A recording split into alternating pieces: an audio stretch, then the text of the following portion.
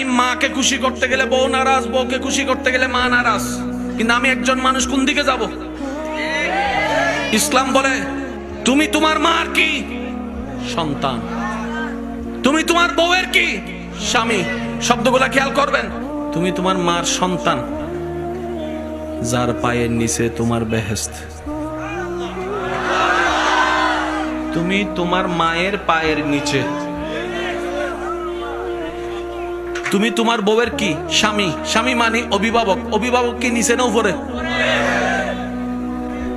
মায়ের পায়ের নিচে তুমি, আর বউ তোমাকে মাথার উপর রেখেছে, কারণ তুমি বউয়ের অভিভাবক। তো উপরওয়ালা তো নিচের ওয়ালার মতো হয় না, নিচের ওয়ালা তো উপরওয়ালার মতো হয় না। এবার সে বলে আমি করব কি? বলে যে শুনো, তুমি মাকে মাথায় রাখো, বউকে বুকে রাখো।